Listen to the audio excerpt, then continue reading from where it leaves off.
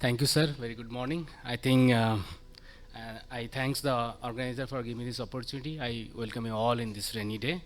So I think most of the part of my talk has been discussed. I will just try to recap once what has been discussed for the maintenance therapy in stage 3 NSCLC. So these are the number of patients we see mostly in stage 1, stage 3, stage 4. There is a geographical difference in terms of resectable and unresectable. In India, mostly around 30% patient comes in the category of unresectable who are fit for CTRT. Around 10 to 15% resectable, and the rest 50 to 55% are advanced stage disease. And there is a heterogeneity in the stage 3. There are group of patients, stage 3 mostly will be resectable. Very few rare stage 3B, especially with the T size for the tumor size and with the single station N2, they will also become resectable. Rest, majority of the stage 3 and all the stage 3C, they are not resectable and they should be discussed in multidisciplinary tumor board because we need input from everyone, the medical oncology, radiation oncology, surgeon, chest physicians, and also the thoracic nurses. So these are the results I didn't discuss. So you know that concurrent CTRT is better than sequential CTRT, and that is the standard of care for patients of stage 3 unresectable CA lung. And these are the treatment options. We also discussed about that. Unfortunately, the last 3 decades, most of the consolidation strategy before the Pacific failed. We have consolidation with docetaxel, cisplatin, data from Proclaim also, further chemotherapy after chemoradiation, higher dose of radiations, unselected use of gefinib, and also consolidation cetuximab. All the approach of consolidation just to improve the outcome for this patient who has completed the chemoradiation in stage 3 NSCLC. Unfortunately, there was no OS benefit. So post-CTR demonstrated no benefit for all the strategy. Then came the era of Pacific, era of immunotherapy consolidation in CA lung. So this is the improvement, the milestone of development of radiation, chemoradiation, different approach, different chemotherapy regimen, concurrent, sequential, consolidation approach, dose of radiation in stage 3 NSCLC. I am not going to the details. However, since then, no trial had succeeded in significant improvement, be it PFS or OS, compared to placebo following chemoradiation, be it concurrent, be it sequential. At the end of the day, because of poor PS, age, and many other comorbidity, ultimately 30 to 35% patient at least undergo sequential chemoradiation, and that is the matter of the fact. Though the Pacific trial included the only for patient with 92% patient has only concurrent chemoradiation. So starting from this 1980 till 2017 and 18, when we got the result from the Pacific trial with the durvalumab, there are some breakthroughs. So this is the trial we all know, we all discussed multiple times. I'll just go to the outcome. If you see the probability of it, this is a matured outcome at 5 years. Patient surviving is 43% in durvalumab versus 33% on the placebo arm. Definitely many patients who progress from the control arm has received subsequently either of this immunotherapy in advanced stage setting. Overall survival hazard ratio 0.72. The trial meets its primary endpoint because it is a co-primary endpoint of OS and PFS of 1 year of maintenance durvalumab at 10 mg per kg every 2 weekly. Now the 1500 mg every 4 weekly also an alternate regimen that can be chosen for 1 year of maintenance. This is another co-primary endpoint in the ITT population by the blinded review, updated PFS. Again, this is the 5 years update. 19% progression free is still on the control arm versus 33% with durvalumab. Hazard ratio again much better, 0.55. So there is a 45% reduction in progression after chemoradiation if you are using durvalumab maintenance for those who has not progressed after CTRT. The median PFS is 5.6 months in placebo versus 17 months in durvalumab. This is the forest plot. It favors almost all subgroup except with the EGFR mutation positive, but there is a caveat, only 8% patient had a EGFR positive yet, many has an unknown status. Though the study was not powered to show any subgroup benefit, whether the EGFR positive patient also has a similar benefit or not, but we do have subgroup data that it may not be an ideal population to use durvalumab maintenance, but again with the caveat that this is a very small population and the curve is the 95% confidence interval is crossing each other. It is wide confidence interval 0.35 to 1.64. Other than that, those patients irrespective of histology, response or PD-L1 status, they all do had benefit with durvalumab. But if you see as a PD-L1 cutoff of 1%, patient with a PD-L1 of 1% has a better outcome compared to PD-L1 less than 1%, and that is the prerequisite for durvalumab use in European Union. So this is the first and only approved immunotherapy to demonstrate a OS and PFS benefit after chemoradiation in stage 3 NSCLC, and this is the only strategy so far which has showed the survival benefit in any scenario after stage 3 patient of CTRT. As we mentioned, all the unselected use of TKI, the antibody, the chemotherapy or radiation dose or further consolidation chemotherapy, be it single agent docetaxel or cisplatin, didn't have any benefit in terms of PFS and OS. So this is the only strategy that's shown benefit after 3 decades, and this is the only the IO that has been studied during that point of time in stage 3 NSCLC post CTRT. So this is the algorithm that we get patients who are unresectable stage 3B or 3C or few of the 3AB because of comorbidity, inoperable patient. Ideally should be discussed in multidisciplinary tumor board for optimal treatment sequencing and planning. And PD-L1 IS is not required for choosing your durvalumab maintenance. We need only that patient should be non-progress after completion of chemoradiation. In the Pacific trial, patient was enrolled as early as 2nd day after completion of radiotherapy with just an imaging, just to show that patient has not progressed both clinically and radiologically, and there was no early signs of radiation pneumonitis. But PD-L1 1% showed a better benefit, and that is requirement for European Union only for using of durvalumab. There is a role of we should be doing NGS, at least if not NGS, at least EGFR ALK-ROS1 even those patients, because I'll come to that point that oncogene driven patient may not get a benefit with the durvalumab maintenance except this KRAS G12C. But till now there was no data. I'll go to the LAURA trial. My previous colleague also mentioned few of the slides on the LAURA trial. So the main debate remains, if the patient has a molecular driver mutation, are we going to use durvalumab maintenance in that population? Are they going to get benefit?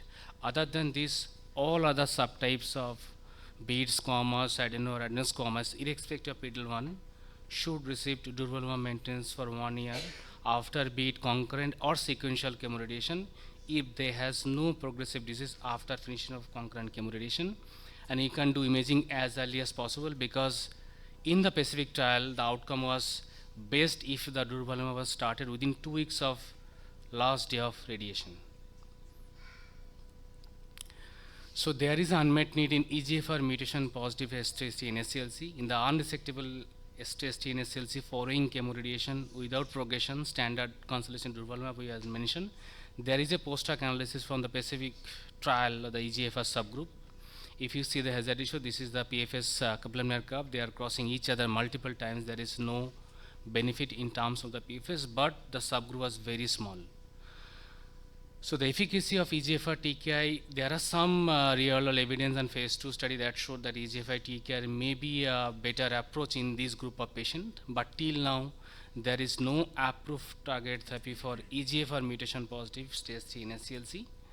And there are few other real-world data about durvalumab efficacy in this subgroup.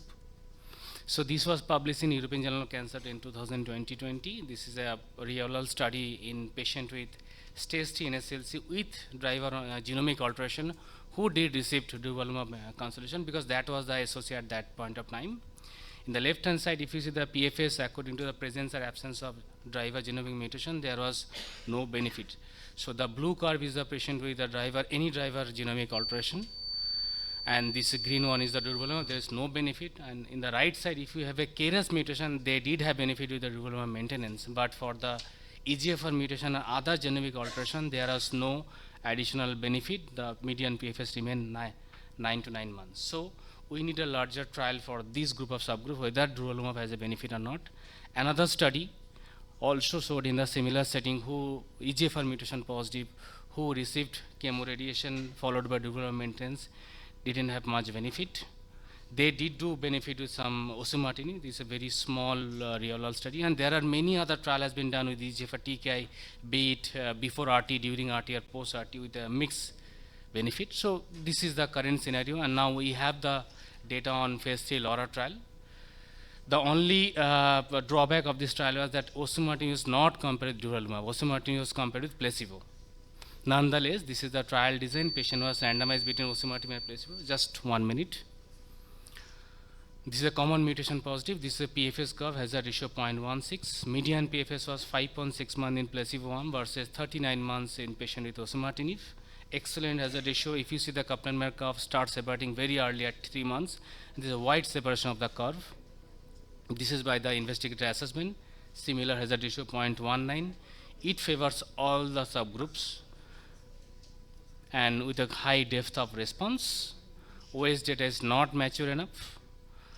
Safety profile was all tolerable. There is no new safety profile as far as the osimertinib is concerned, but there are toxicity also osimertinib, and serious toxicity was on 8%. So to conclude, in the LAURA study, osimertinib did show significantly benefit in terms of PFS, 5.6 months versus 39 months. OS data is not mature. Safety profile is well manageable.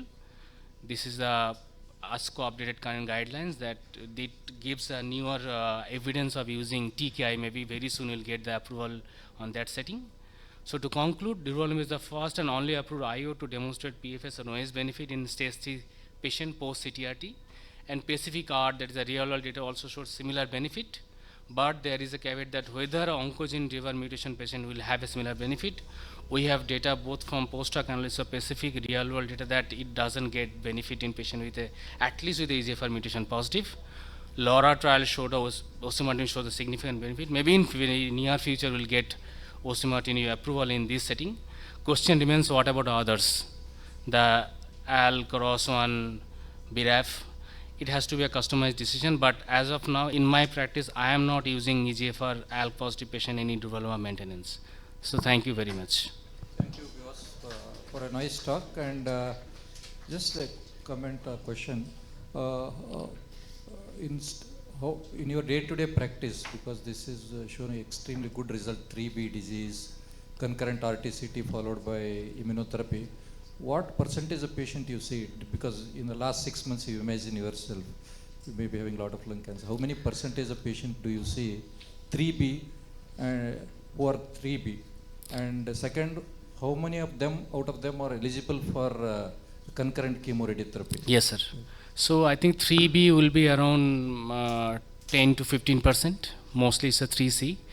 And concurrent, as I said, in my practice, it is almost 65 to 35 or 60-40 ratio. Concurrent 60%, 40% sequential. Yeah, I think it is quite low because generally we see there will be eligibility for going for concurrent RTCT itself will be less. So putting them onto the Pacific trial may be very difficult. And second point is on the osimertinib usage in this LAURA trial. The duration, it is indefinite. Yes, till progression. Lifelong. So compared to that, I think that message has to be conveyed. Thank you. Thank you, Bivas, for the nice talk. Yeah. So you said the response is irrespective of PD-L1 for this Pacific trial when we are using Dura.